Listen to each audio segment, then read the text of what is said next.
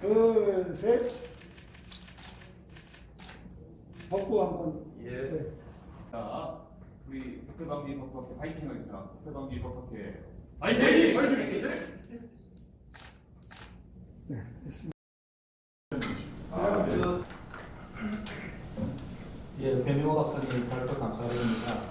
아마 결론 부분에 잠시 언급이 되어 있습니다만 이 지금 부분이 수사 대상이 되어 있어서 민감한 주제이기 때문에 이 배명호 박사님은 그래서 다 정치적인 부분 다 빼고 협박적 관점에서 검토를 하였다 이렇게 전제를 했습니다.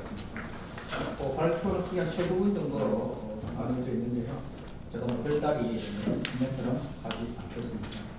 또 토론으로 넘어가겠는데 먼저 순서에 따라서 이원식 박사님이 토론을 듣도록 하겠습니다. 잠시 소개를 드리면 우리 이원식 박사님은 전 의왕토시공사 사장을 역임하셨고 현재는 박사는 공학 박사십니다. 주전공은 도시계획전공으로 되어 있습니다. 그래서 실무와 이론을 연구하셨기 때문에 오늘 발표에 대한 토론이 상당히 좀 심도 있게 되기가 생각합니다. 부탁드립니다. 지금은 스마트 건설 교육원에서 일하고 있는 이원식입니다. 먼저 이런 자리에 또 저를 초청해서 감사드리고요. 다만 이제 도시개발 사업에 대해서 사실 도시개발법을 제가 2000년도 3관 때 시행령, 시행규칙, 지침을 제가 주관해서 만들었습니다. 근데 그때 만들 때의 그 취지하고 조금 이제 잘못되게 운영되고 있는 부분들이 있어서 참 안타깝게 느껴졌습니다. 근데 지금 이제 도시개발법에 대해서 우선 조금 이해를 먼저 돕기 위해서 우리나라 토지 현질 변경 제도에 대한 것을 잠깐 설명을 드리고 난 뒤에 저를 하도록 하겠습니다. 여러분 아시다시피 이제 과거의 도시개발법 시절에는 도시지역 안에서 토지를 형질 변경을 하려면 반드시 개발행위 허가를 받아야 합니다. 근데 그 개발행위 허가를 받는데 무한정 받을 수 있는 게 아니라 용도 지역별로 일정 규모 이하로만 받도록 되어 있습니다. 그러니까 예를 들어서 주거지역 같은 경우는 10,000제곱미터 미만의 경우에만 토지 형질 변경을 받고 그 외의 경우는 일단의 주택지정사업 또는 일단의 시가지정사업, 공업용지정사업 이런 또는 그 토지구역적인 사업에 관한 계획 이런 결정을 통해서 사업을 하도록 되어 있었습니다. 다만 이제 토지구역적인 사업 같은 경우는 60년대에 토지구역적인 사업법이 만들어지면서 별도로 떨어졌지만 나머지 일단의 주택지정사업 같은 경우는 도시계획법에 의한 사업체의 지정 및 시행을 받아서 사업을 하고 있었습니다. 근데 이제 그렇게 하다 보니까 사실은 이제 일단의 주택지정사업에 대한 제도가 굉장히 미미합니다. 그러니까 안에 들여다보면은 굉장히 불비해서 이것을 도시국의 도시계획 담당하는 사람들이 이걸 좀 뭔가 정비를 할 필요가 있다고 해가지고 한 것이 2000년도에 도시계획법을 전면 개정하면서 이 법을 도시개발법으로 빼나왔습니다. 그러니까 도시계획법에 있던 일단의 주택지정사업이나 시가지 대지 그러니까 공업용지 조성사업하고 그다음 환지 방식으로 하는 토지구역적인 사업을 묶어서 도시개발법이라고 해서 하고 그다음 도시개발법을 만들면서 공공에서 하는 것은 주로 이제 택지개발 촉진법을 이용해서 하고 있지만은 앞으로는 택지개발 촉진법이 언젠가는 그 효력이 다할 때 되면은 도시개발법에 의해서 할 수밖에 없을 것이다라고 하는 대전제를 갖고 민간과 공공이 모두 이용할 수 있는 그런 법을 만들자 해서 도시개발법이 만들어졌다는 취지를 먼저 설명을 드리고 도시개발법 제도에 대해서 말씀드리도록 하겠습니다. 앞에서도 얘기했지만 도시개발 사업은 도시개발법에 의한 사업으로서 2000년도에 제정된 법으로 중동 도시개발법상 일단의 대지정사업 제도하고 토지구역적인 사업법을 통합한 법입니다. 도시개발 사업은 계획적이고 체계적인 도시발전하고 쾌적한 도시환경의 조성과 공공복리 증진의 이 과정을 목적으로 하는 공익사업입니다.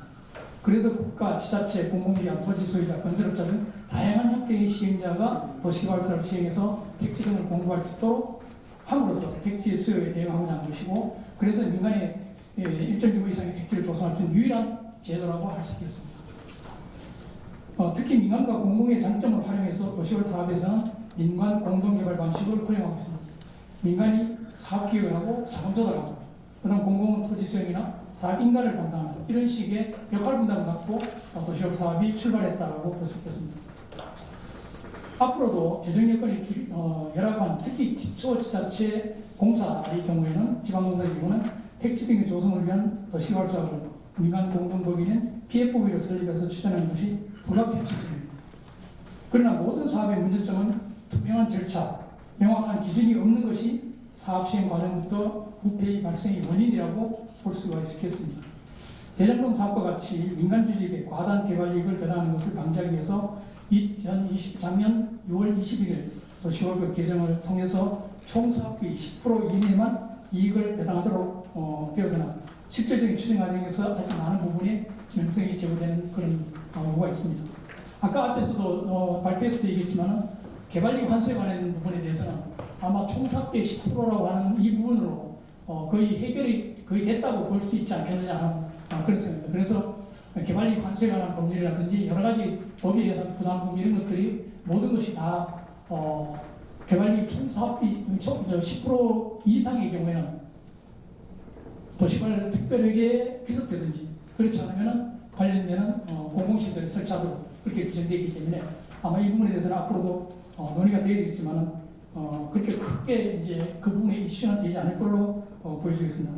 다만 이제 도시개발 사업으로 조성된 공공택지의 경우는 PFV가 직접 사용하거나 일반 분양을 통해 개발 이익을 특정인에게 귀속되지 않도록 하야함에도 대장동 사업의 경우에는 PFV 민간 주주사가 공동주택지의 아파트를 건설 분양하여 추가적인 이익을 가져갈 수 있었으며 당초에 예상한 개발이익보다 많은 이익이 발생한 경우에 이에 대한 환수방안이 없어서 민간 주주에게 과다한 이익이 돌아가지 않았냐라고 하는 지금 사회적 문제가 제기됐습니다. 그래서 저는 이 문제에 대해서 세 가지 방안을 한번 생각해봤습니다.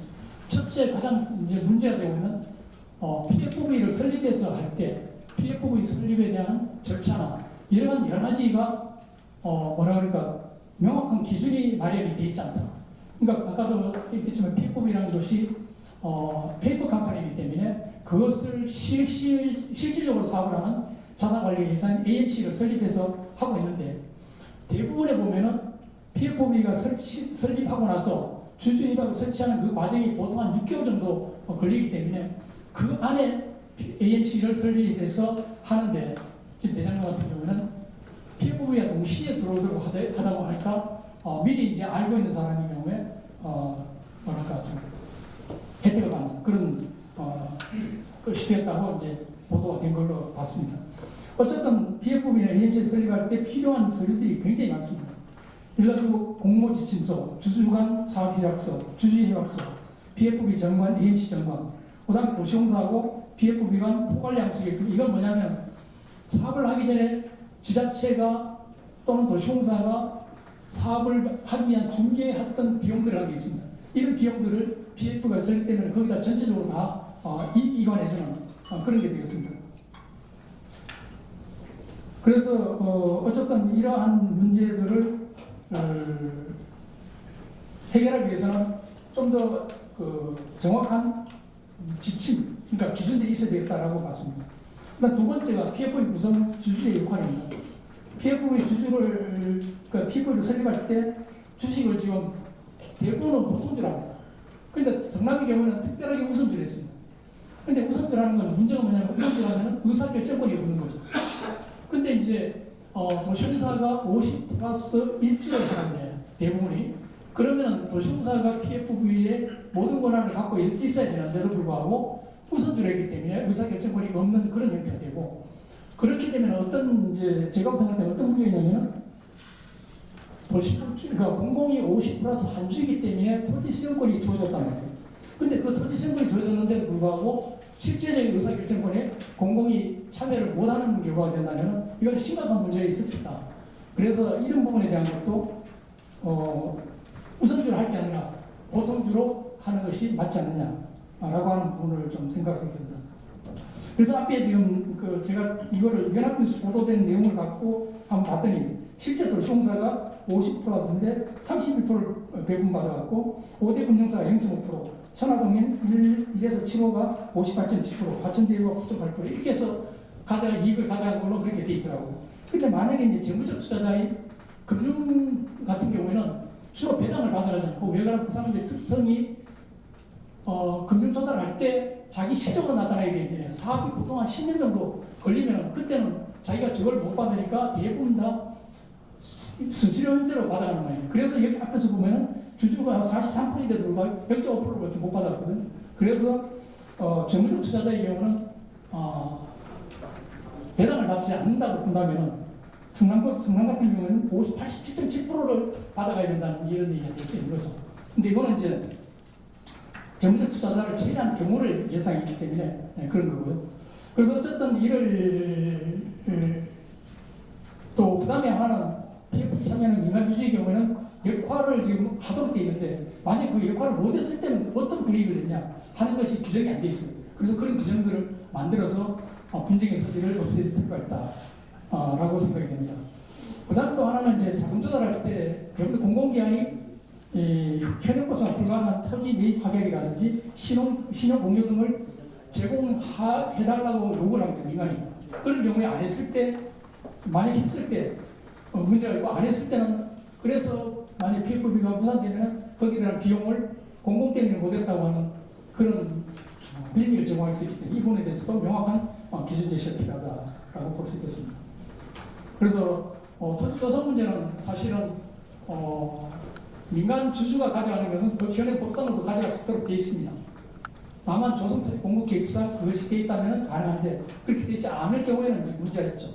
그래서 앞으로 이 부분에 대해서도 실질적으로 PFB가 특히 분양하는 토지 같은 경우는 특히 공동주택지 같은 경우는 PFB가 직접 사업을 해서 분양해서 이익이 PFB로 돌아가도록 그렇게 하는 명문화할 필요가 있다라고 보여집니다. 그 외의 경우는 어쨌든 법상으로는 자기 토지 개발에서 자기가 개발한 것에 대해서 강제적으로 분양해라고 하는 것은 문제가 있기 때문에 예외를 둘 수는 있지만 예외 두는 것도 굉장히 좀 제약적인 기술이 필요가 있다고 생각합니다. 이상 발표를 마치도록 하고 다음 주 토론을 마치도록 하고 다만 이런 규정들을 좀 더 앞으로 명확히 하기 위해서 리츠라는 제도가 있는데 리츠를 좀 활용하는 방안 한번 해보자. 민간 공동 개발의 경우는 민간 리츠를 활용해서 좀 더 PFV를 제도적으로 관리하고 운영할 수 있도록 하는 그런 것이 필요하지 않겠나 해서 이 부분에 대해서는 국토부에다가 지금 개인적으로 담당 부서에다 얘기를 해서 좀 앞으로 작게 반영해 달라고 요청했습니다. 죄송합니다. 너무 길어서 이상 마치겠습니다.